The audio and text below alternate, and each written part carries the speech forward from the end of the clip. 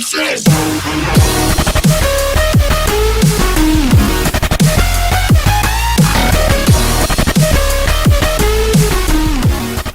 morning, everybody.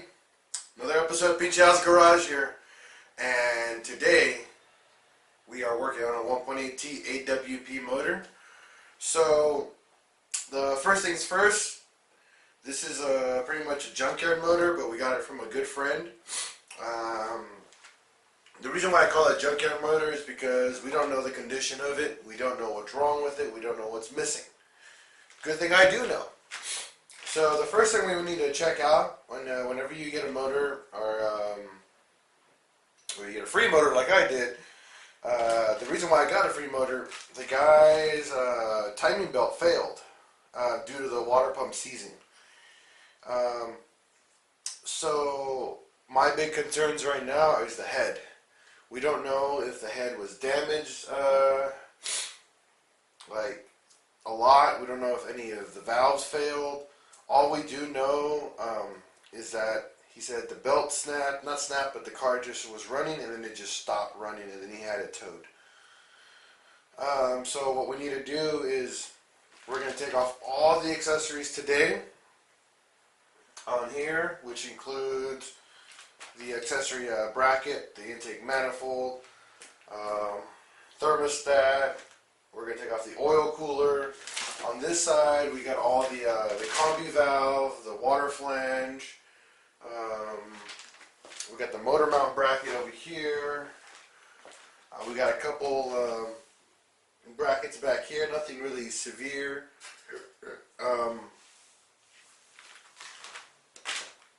And that's pretty much it. Once we get all that off, we're going to take the valve cover off, and then we're going to actually start doing the disassembly. We're going to do a close-up of the entire progress to show you guys what needs to be done to remove the head.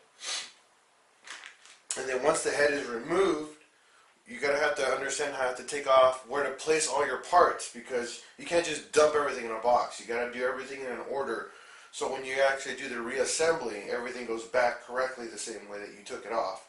And the reason for this, because parts wear in a specific manner, that they're only allowed to be reused in the same exact location. So you don't want to mess things up. And where you like switch parts around, no, it's not going to affect it that much, but it will affect it to the point where it can cause premature wear. It can cause weird noises until it wears down correctly. By doing so, if you don't do any mess up on that, you're golden. Your car is going to run great after the rebuild. We are going to be doing engine rods, crank bearings. We're going to, for integrated engineering, we're going to get cat coated bearings. We're doing an SPA turbo setup. We're going to go to the twin scroll. I'm actually working with the gentleman on SPA right now. They actually might be able to sponsor us, which I'm hoping for, because we'll show off a lot of their products and part of the build. But for right now, it's just disassembly. We're going to take you to one of my local machine shops and show you what they do and what they do to actually like diagnose and service a head. We're going to take it to one of my other machine shops where we're going to take the engine block to get cleaned up. We're gonna mic it. We're gonna plastic gauge it to show like what the wear is and see what type of bearings, what size bearings we have to order, if we have to order any specific like oversized ones or under. Besides that, though, we're good. Let's actually start working and start taking this thing apart. So the first part of the disassembly I'm going to start on this, that I'm going to start on, is going to be the intake manifold removal. So we have like these couple lines. These are part of the Combi valve. There's a coolant line that goes across as well. This vacuum line that's completely useless. So all these lines on like my car, they've been deleted. So they're useless to me. Looks like they started to polish the manifold on this one. And the first part of the intake manifold, you're going to need a 5mm Allen bit. You'll see there's a bunch of bolts across the bottom of the manifold. You're also going to need a deep socket 10mm. Don't forget. It's a common thing that people forget is that 10mm. They have a little nut here. It's the same exact thing on the right side. All we're doing is removing everything.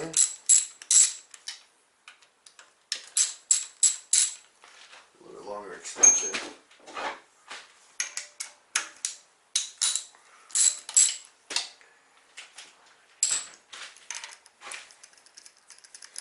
Now, right now is going to be your practice. Your good practice is you better have some sandwich bags and a Sharpie ready, because this is how you're going to label everything. I got these little cool little trays on the side, little box trays that my wife got for me. These right here. I'm going to put all my sandwich bags and label everything on it. That way when I get back to actually building, I have everything pretty much organized and ready to go. I know some of you guys are crazy enthusiasts and you guys have been doing this for a long time, can memorize this like the back of your hand. Go for it, man. By all means, do it. More power to you. Some of other simple folk can't do that. An 11 instead of a 10. So 10mm deep socket, nothing crazy. Now this one, to prevent anything to fall in, remove it pretty quickly, put your finger underneath the nut and it comes right out. It's a cool little trick that I figured out over the times. I'm working on these so many times, especially removing intake manifolds. That damn gasket keeps on leaking. A lot of these guys who install them over torque them, and they have premature failure on the intake manifold, and it's a pain. And you get a little magnetic pickup here.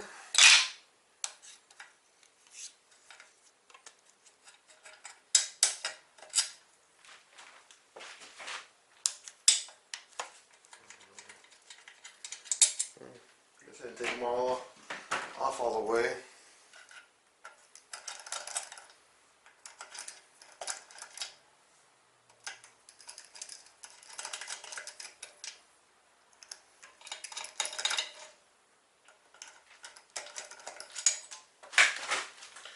And that's why I use a magnetic pickup. I don't drop stuff.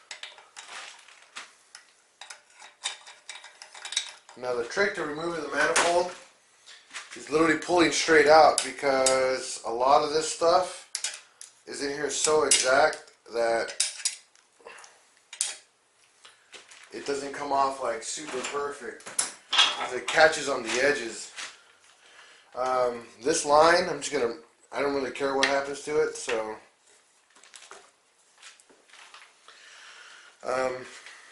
right here, if you see right here, there's one more bracket that holds it in place. You see that? We need to get rid of that one. Let's see what size is this. So for the lower one, it's an 8mm. For the upper one is a 6mm.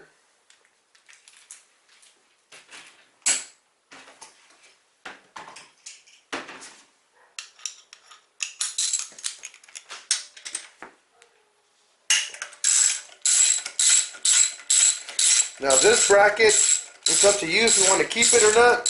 I don't have it on my car. I would suggest it. The reason why I don't have it is because I lost it, so I didn't really reuse it. I would recommend putting this back on.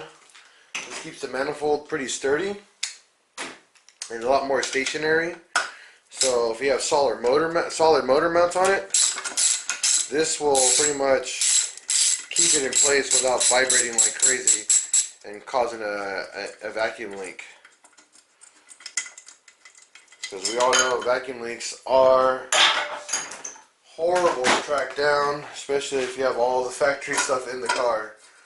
So just pull straight up. Get this stupid vacuum line out of the way.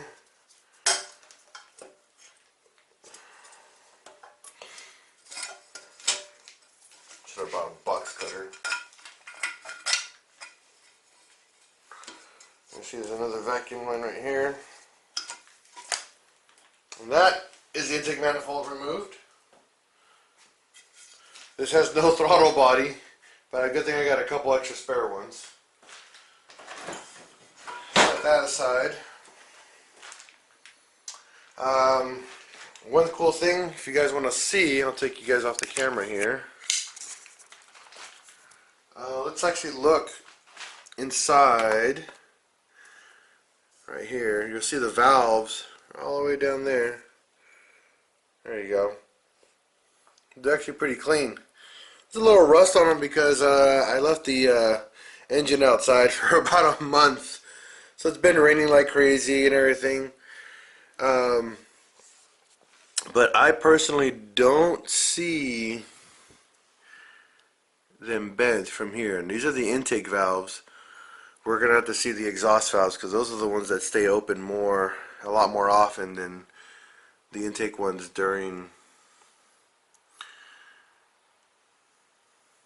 while it was running pretty much. I don't know, I got high hopes. Get back over here.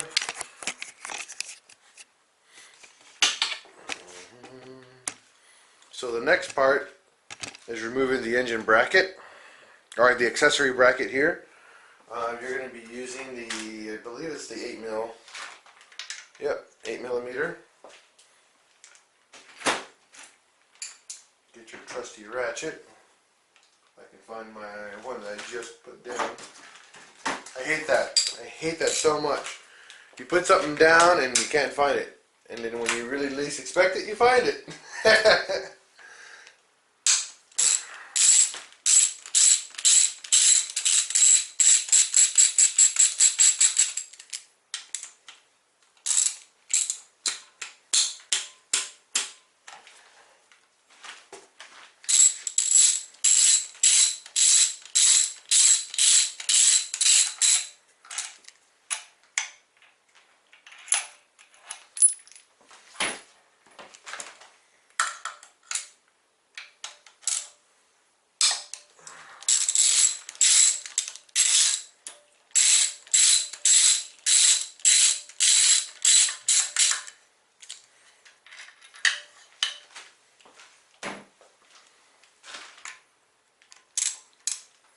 So there's 4 bolts in total.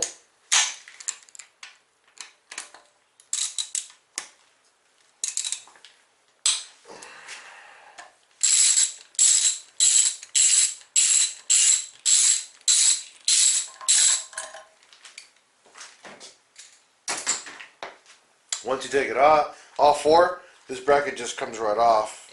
It's supposed to. If it doesn't, double check.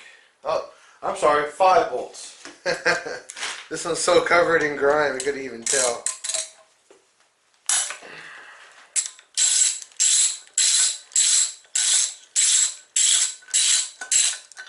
There you go.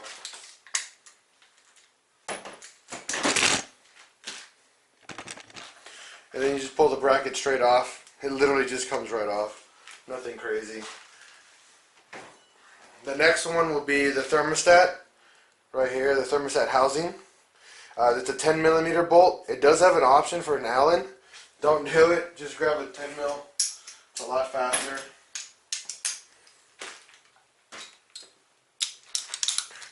I work with a lot of extensions because I just don't want to put my hands on all this stuff.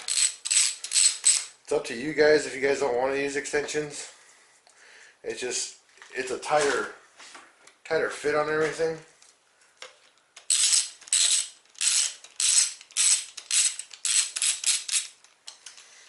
Now remember, all this stuff you're removing, I would highly suggest getting new parts. Like for this right here, let's pull this sucker out.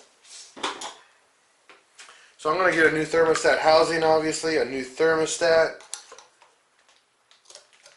Because this stuff wears, you know, and you can see like this gasket's falling apart.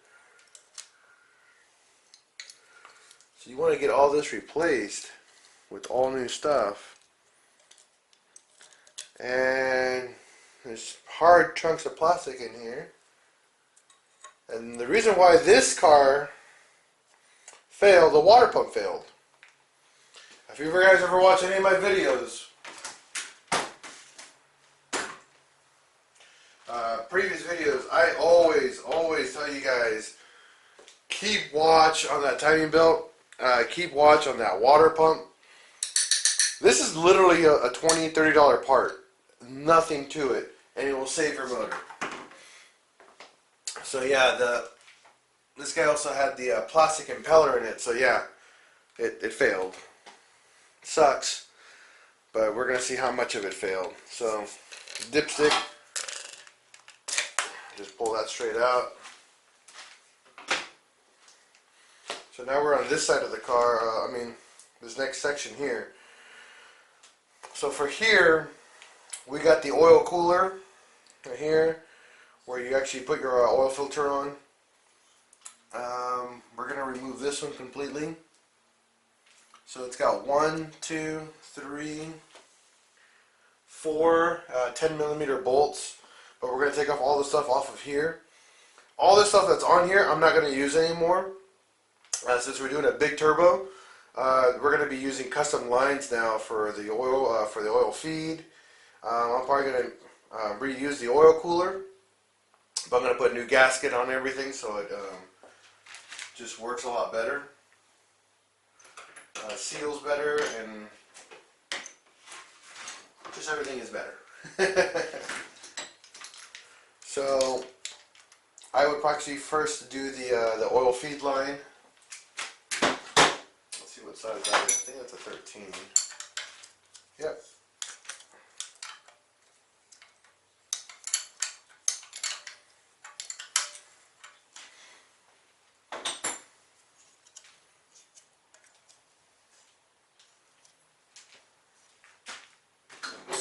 So the oil feed, the top bolt for the oil feed line is 13. We're also going to be doing a wire extension inside the engine bay. So a lot of these brackets for the wiring, I'm never going to reuse again. I still put the bolts, the original bolts, back in, just in case I need to reuse something or find an extra bolt. They're there.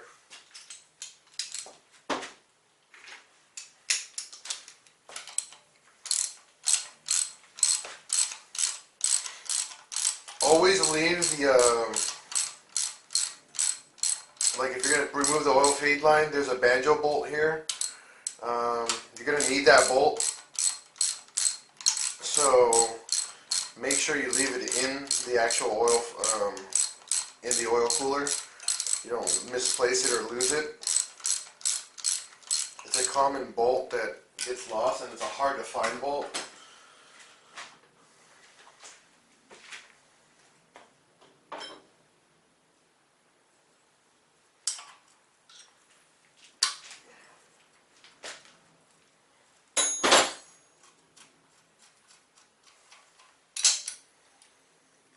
So usually what I do is I just take that one apart, put that back in there. There's a turbo, this is a turbo oil feed line for a KL3. It's a pretty good line. It's actually a really used line that's used a lot. So save it. If you guys are going to try to resell stuff, that's a good way to get some couple bucks for your build.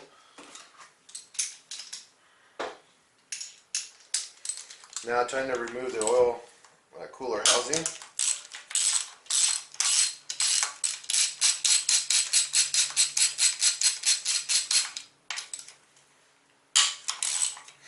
Now, if there's parts on here that you guys need that I'm not keeping, hit me up on Facebook.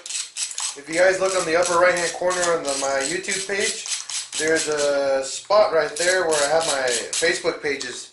I post stuff up there for sale all the time for Mark IVs. I'm actually going to be putting up my F23 turbo kit up there, which made 300 horsepower, 300 plus horsepower, and about 340 pounds of torque. I'm going to be actually selling that pretty cheap, and I'll be able to ship it anywhere you guys want. Cheap meaning I'm going to be giving you guys a bunch of stuff with it. I'm not going to give you just a turbo kit. I'm going to give you an actual full-on bolt-on turbo kit, so you guys don't have to cut any corners. You get everything you need. For more questions on that, though, we'll talk later. Like I said, hit me up on Facebook and we can talk if you guys are serious about it. The fourth one down here is kind of a tricky one.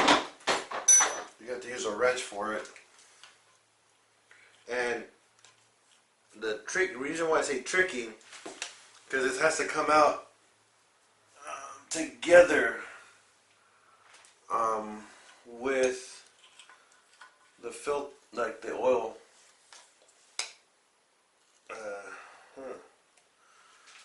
That's not gonna be that easy. Let's see here.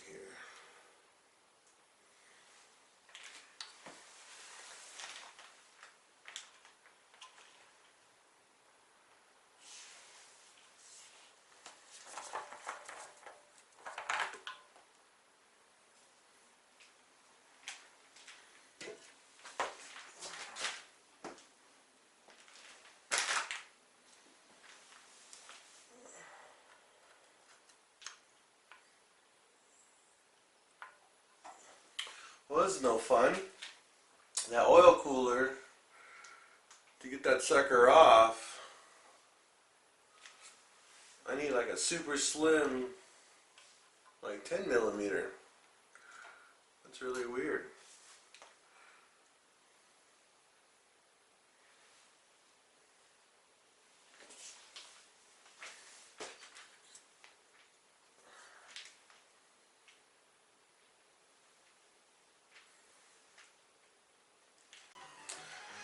Okay, so I figured it out.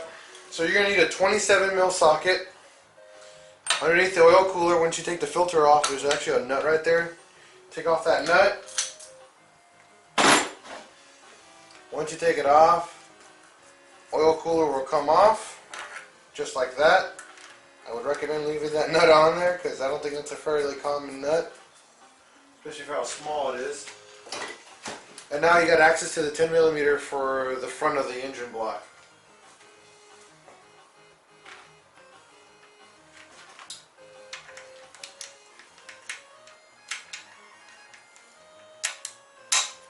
Pretty easy.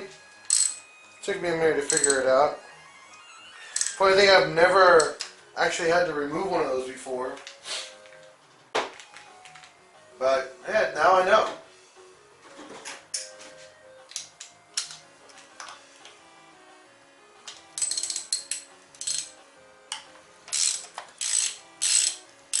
This will take off the main front assembly. Now we got oil coming out. That's why I got a tarp on the ground to catch all this.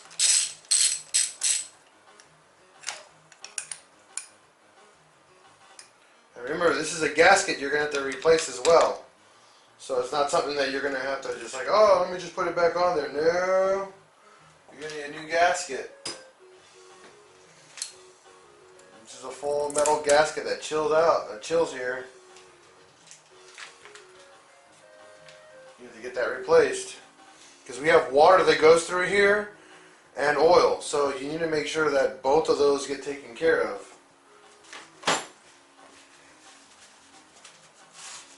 And the good thing is that this car had, good maintenance on it, because you can see that there's no pitting. Let me give you guys a close look here. You see right here. What you want to look for, if there's any pitting on here or inside the actual block itself, because pitting is a sign of that they used the wrong coolant, or there's rusting, or there just was a leak once. No, this is really, really clean and looks like it's well taken care of.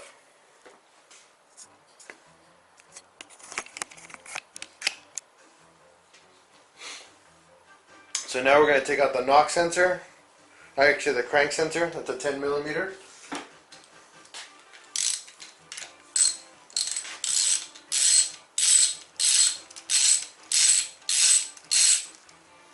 There's this bracket here for the main wire loom.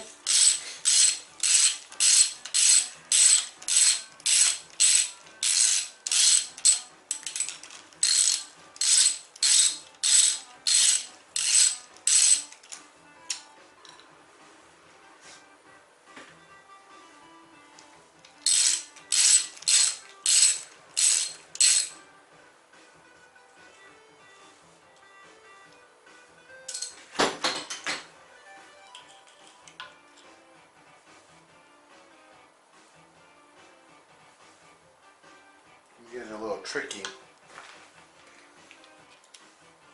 There you go.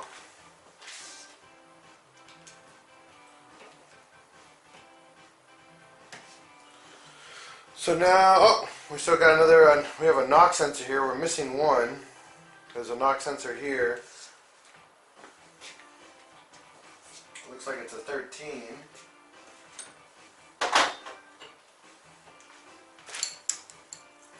Yeah, 13.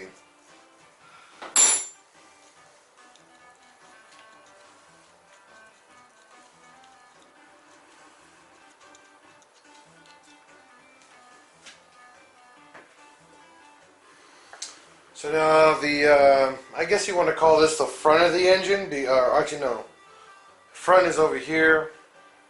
So if we're looking at, this is the front left of the engine. Rear right, and then rear front of the motor. Everything's removed on this side. So now to work on the front of the engine now.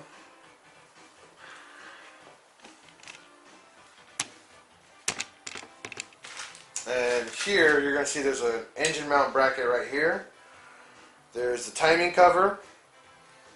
We have all the timing components on here as well. We got to remove all that. There's a front main seal and a rear main seal. That's all going to have to be removed. So let's get to work.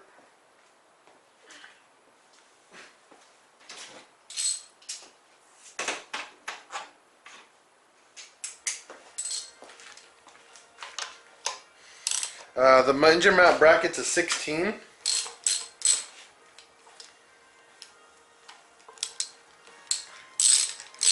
These are very useful to have because a lot of people that I know who don't take their time removing stuff, and when they reinstall them and don't take their time reinstalling them, these two threads right here that actually hold the motor mount from here to the chassis, they always strip the crap out of those.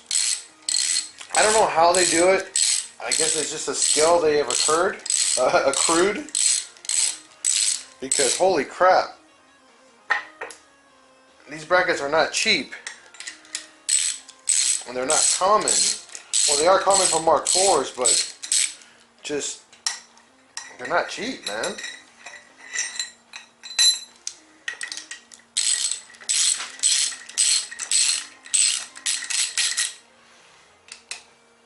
There's 3 bolts all together. There are 3 16 millimeters.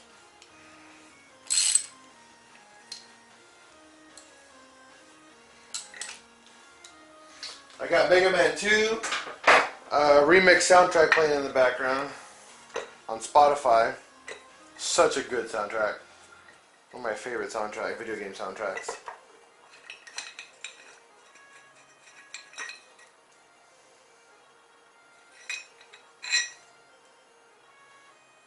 A little spider nest in here. Put that down here on the ground. Take this timing cover off.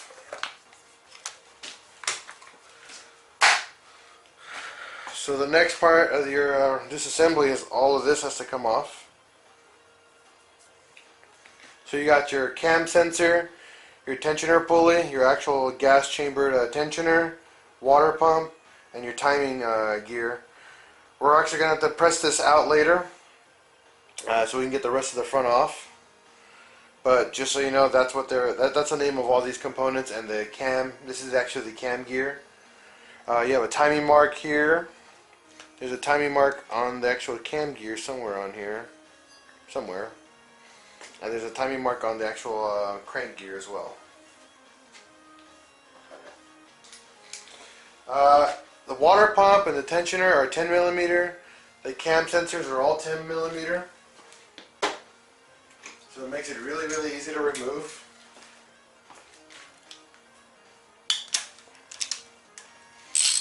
I'm curious to see like how bad was this water pump.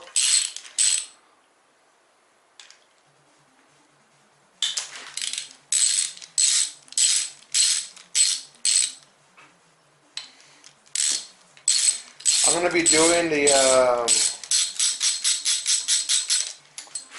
integrated engineering, like rod install, ultimate rod install kit. It's on their website. If you guys are going to follow this build and do it yourself as well, go to integrated engineering, man. Awesome site. Tons of parts for your Mark IV. Especially if you want to go big turbo or just make your motor freaking bulletproof. Lasts you a lifetime before it decides to fail. Get a flathead screwdriver. There's a little spot here to pry. You'll see right here. Can't even spin. Number one, can't even spin the damn thing. And I'm trying. And see right here, this is ring right here. It's a metal ring that sticks out about like a 1/4 inch. That's completely sheared off. Don't even know where it's at. Went through the system somewhere. So that's a good sign that it's gone bad.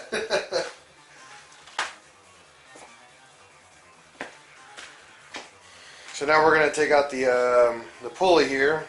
These are all parts you cannot reuse. These are cock-a-doodle, so you just get rid of them.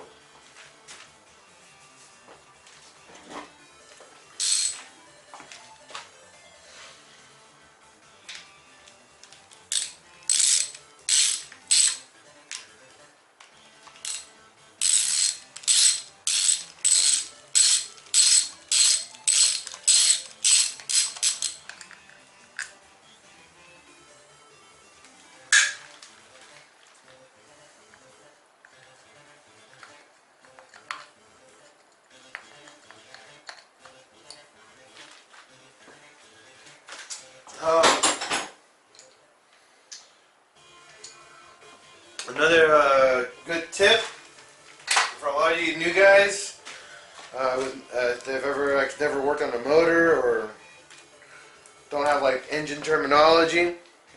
Whenever you have a head and an engine completely assembled, we call that a long block. When you take the head off and just the bottom portion you have, it's called a short block. The short block consists of the crank and rods and pistons. That's it. Long block consists of the head, no valve cover unless it came with the valve cover, but head, and then everything I just said before. That's a long block.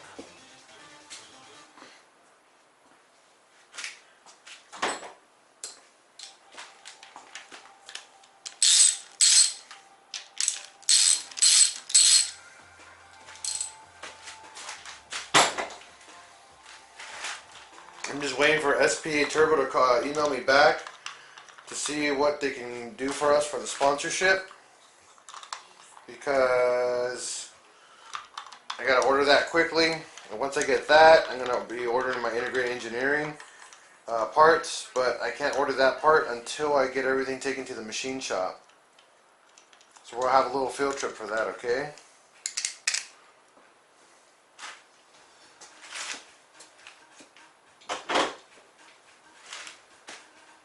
We gotta remove this little sucker.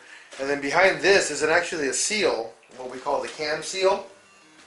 It's a seal that we recommend replacing during pretty much when you're doing a whole timing belt service on here. If it isn't leaking. If it's like seeping, like a little drop of oil, replace that sucker, because oh man, that can lead to some other fun failures down the road. Let's see here.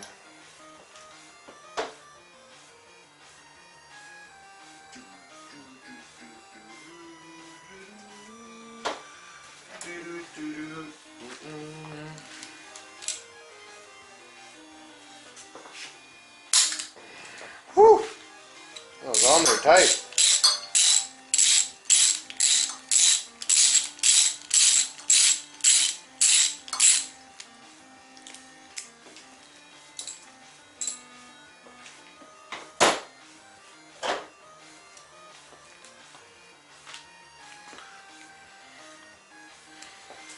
So this one we'll have to take out later because this has to be pulled out with the pulley extractor, because these are pressed in. So we'll be taking this and this off. That's going to be a 13.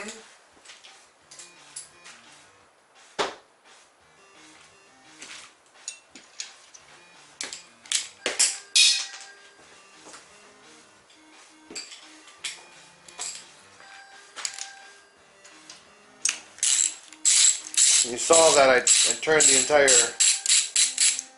head over right now because this is on a gear, so be careful.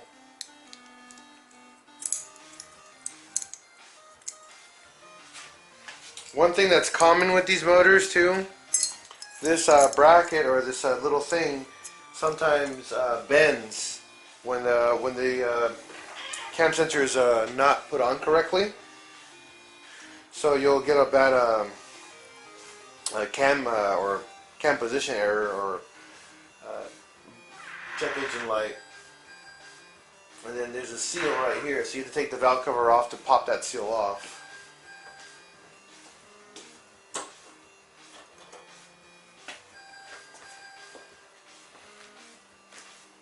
Next is the cam gear.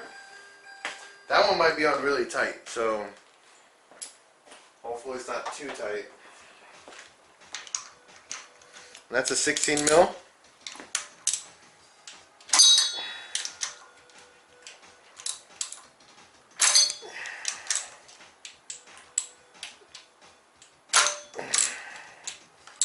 Yeah, see the head just spinning freely now.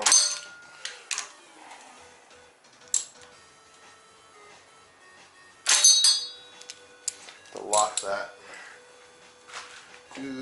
Or use my impact gun. Probably going to use an impact gun to get that off of there. It's on there pretty tight probably. Let's see if there's another way we can lock this sucker.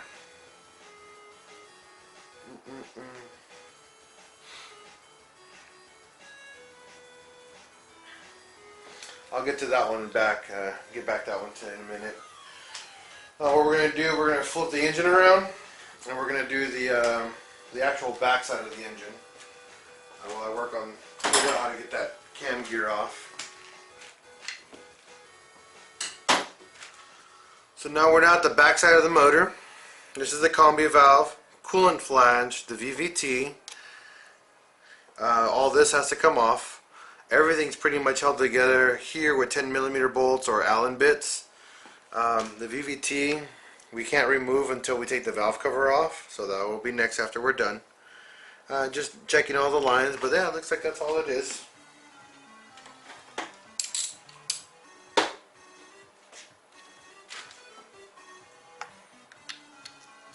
So for the Combi valve, you're going to need a 5mm Allen bolt or Allen socket. There's 3 of them. You have to remove the the coolant flange first to actually get it out. And that one's held together by 10mm bolts. So you get your handy dandy 10mm socket. I don't know if you guys see the trend yet, but Volkswagen fancies 10mm bolts a lot.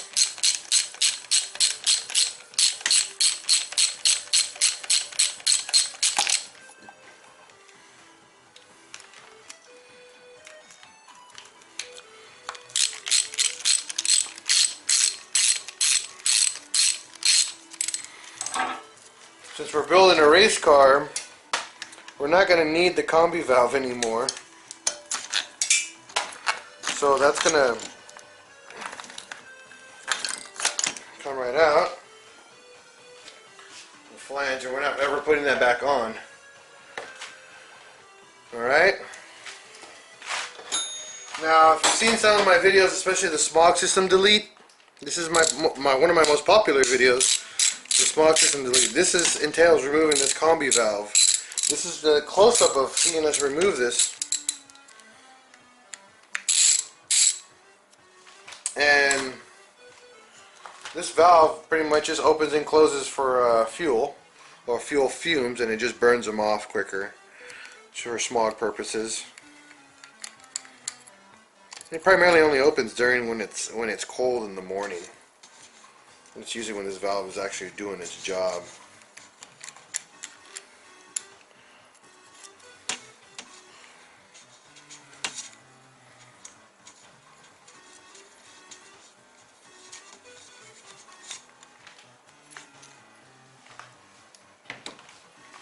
I'm never going to reuse this, so I don't really care for losing these brackets or these bolts.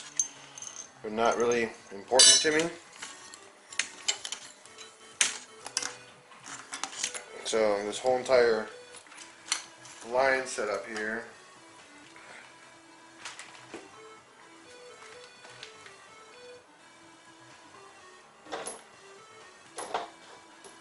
there's another bracket right up here to hold all this together.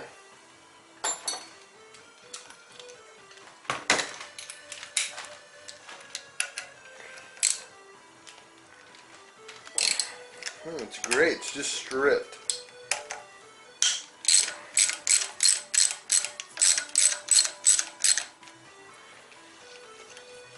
You gotta love rusty parts. They take forever to remove, and then they strip. Hopefully I can salvage it.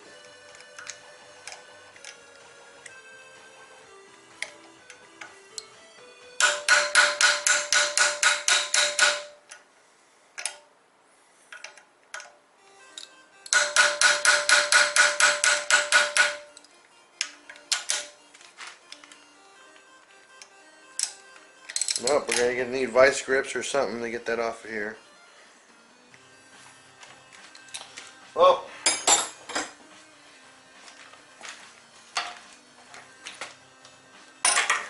right now that's off. We'll worry about that one later. So, here's this side. And you'll see the VVT right here.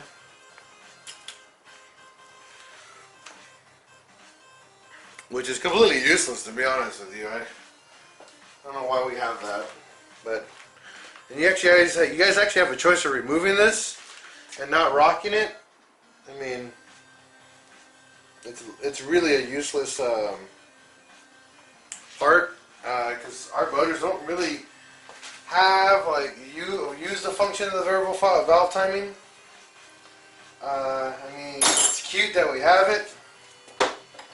But I've never experienced VW VTEC.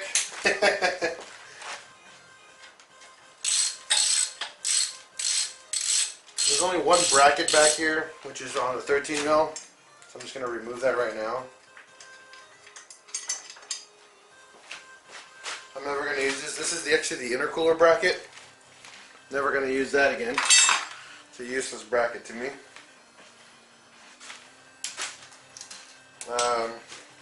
Intake manifold gasket, useless to me. One-time use. Exhaust manifold gasket, useless to me. Gonna get a new one.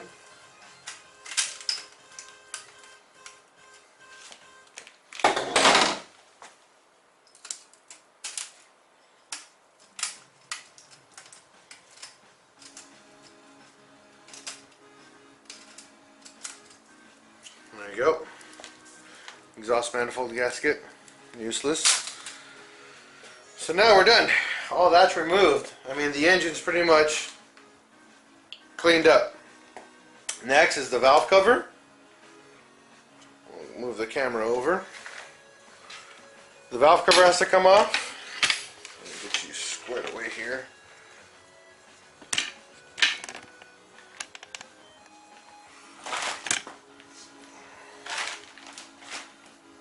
There we go. Yeah, valve cover.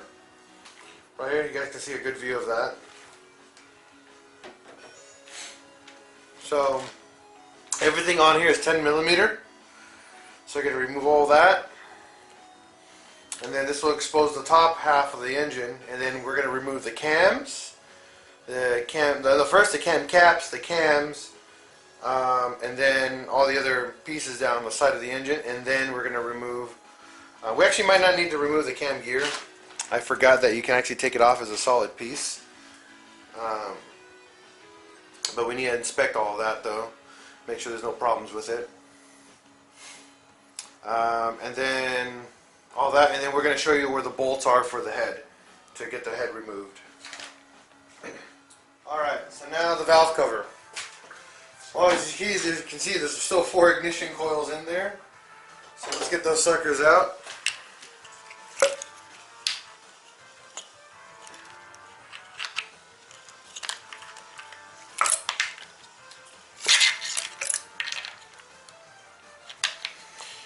And if you don't know, these are called coil on plugs. That's what these are called, pretty much. Nothing fancy. Spark plugs are down below. We're going to leave those in for the moment. We have to take them out when the head comes out. But just giving you guys the heads up.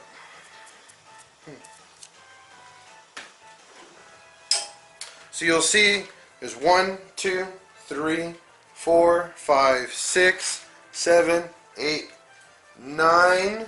You're going to need a deep socket, and these are all 9-10 millimeter bolts that hold the valve cover down.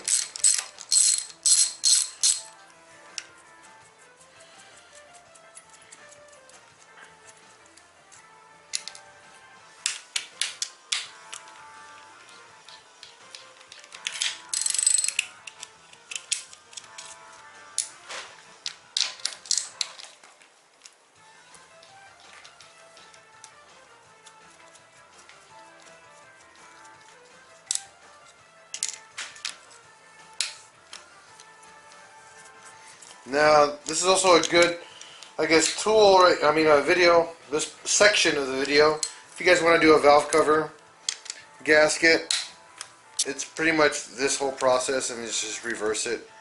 I will show you guys what else you need to do, though, in the process of a valve cover gasket. There are some things that a lot of people miss. They usually just dump the gasket on there, pop it on, call it a day. There's actually a couple things you need to do before you put the gasket on. You technically have to prep it. So all those are off. If you guys hear in the background, I'm actually listening to Final Fantasy VI remake playing in the background. Now, if it doesn't pop off easily, grab your trusty flathead and pry a little bit. Not much, just enough to get the gasket loose. Pull straight up. Give like a little shimmy left and right, but don't go like cluck, cluck, so it'll just get jammed and you're done. I'll take this off. So this is actually the inside of the motor, or the head. And the reason why I put that back is so I can show you guys. So your valve cover gasket goes around the edges here. There's actually a little groove here that line everything up for you on the sides, not on the actual front and back, or I guess left and right side of the motor. Now, one big mistake that a lot of people don't do, like I said, they just dump a gasket on here. And I'll show you. Let me get this gasket off first.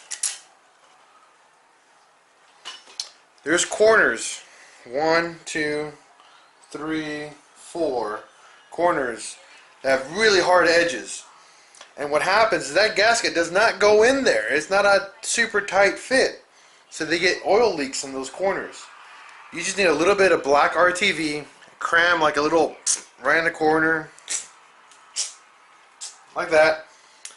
Okay, but before you even do that, grab a rag and start just like scrubbing the crap out of the top of this portion of the head, because a lot of times if there's like a little rock or some debris like sand or something like that, and you put the gasket back down, that kind of leaves like an uneven surface, and what happens with that is it creates an oil leak.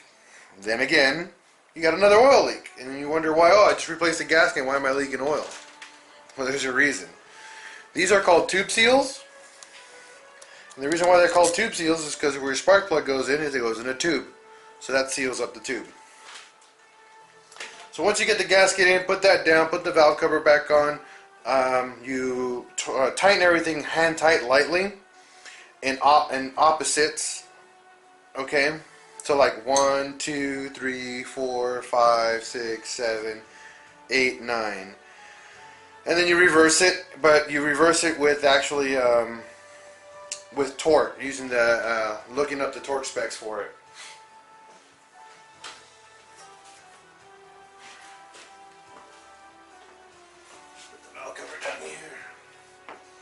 Alright, so now the next part of the DIY here is removing the actual cams. You have your VVT back here, and then you have your cam cover here and your cam cover over here. And then there's this cover right here, this little plastic cover. You need to save this and make sure you put this back on here when you put everything back together. This just, I don't know what this does. I guess it puts more oil, splashes more oil where it needs to go. I don't know. But you got to put this back on. Word of advice, you'll see all these bolts, all these, they come off in one way and they go on one way. So when you take them off, this is why you see in my background, you see cardboard. Because that's going to be its permanent home until that comes back rebuilt. So you're going to take each cam cap and lay them down in the same order. Same over here. Take off each cam cap, lay them down in the same order that you took them off. Because you want to put them back in the exact order using the exact same hardware back on there. Now, if this motor was like super old, or was just like, you know, you just wanted to refresh the whole thing, and you want to do it, then you can go buy all new cam caps, buy all new hardware, and then you're okay. But then you got to send these cams out to get either polished and taken care of, because you need to make sure that they're actually going to fit nicely all together. If not, then you're going to have some problems. One thing you want to look for on cams is like heat marks, stress marks, scrapes, anything that's flat. And these are actually looking really, really good. I can't say much without having a mic on me and micing them, but the way that they're looking right now, there's no heat marks or stress marks on them. So I'm pretty happy that these cams are actually really good.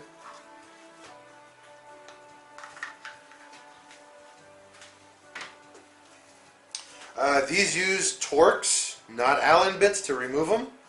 So remember that, because that's very, very important to remove these.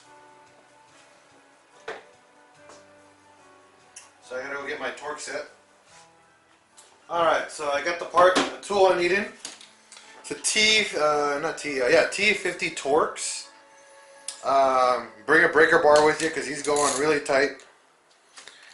Make sure you get the ones that are long, because if not, they're not going to fit.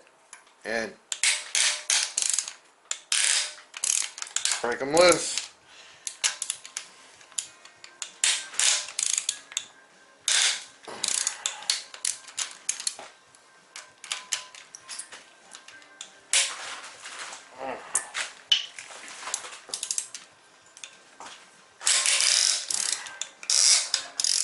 Yeah, these go on really tight, guys. So make sure you guys got the muscle.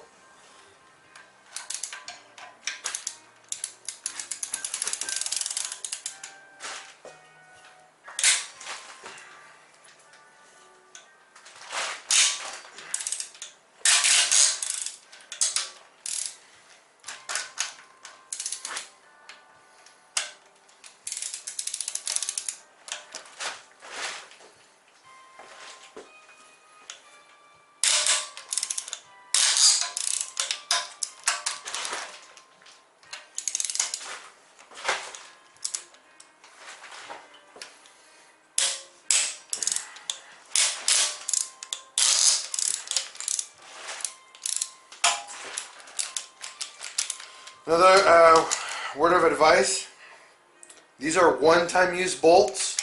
They are never, ever meant to be reused. I don't care what anybody tells you. They're one-time use. They're stretch bolts, is what we call them. Unless you got ARP bolts, which are forged.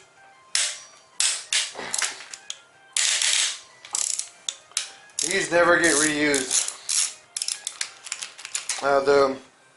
The ARP ones are actually studs, so they go on a little differently. So I actually had the right. It's actually better if you use an Allen bit, 8mm. It actually fits way better, and because it's actually it is a T50 for the Torx, but for some reason they don't fit very well. They actually have a looks like it's more prone to stripping. So I used the 8mm extension that I purchased a couple days ago. Way better. Came right off. If you do end up using ARP hardware for installing the head, there's a specific different type of what's it called? What's the word? Different type of socket you have to use altogether. You'll know when you get your hardware. I mean, when you get the new hardware.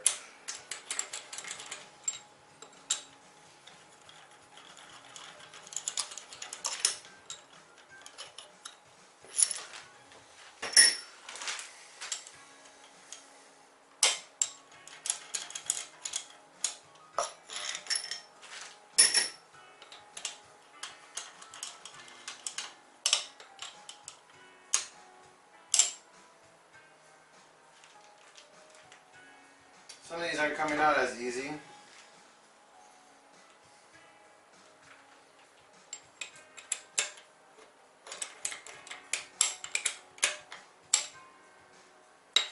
That one's not coming out very well.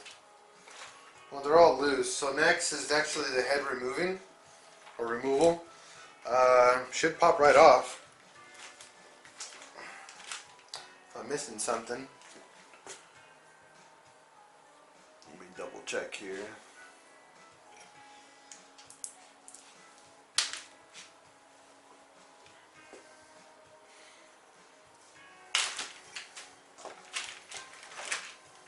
Just double checking all my bolts.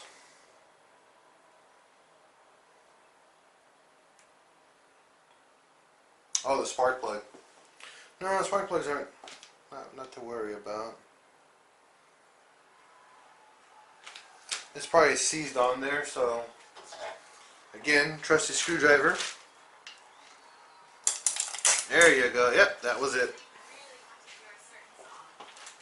And there's a couple little price spots around the corners.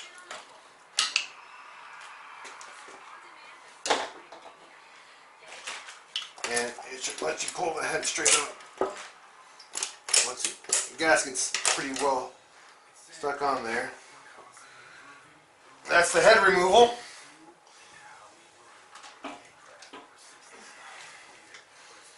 Now we need to get a close look here. And it looks like the pistons were kissed. So I don't know if it's going to affect it very much. But I don't want to flip the head upside down because all the valve covers will come right off. But yeah, definitely the valves are going to have to be replaced on this.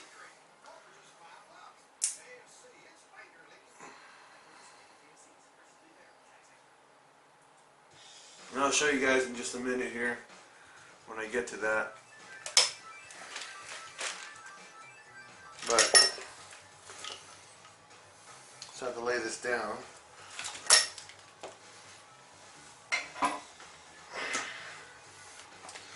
So what happened is that when the belt failed, it like literally, I don't know, man. If you guys can see this, I'm going to give you guys a close-up.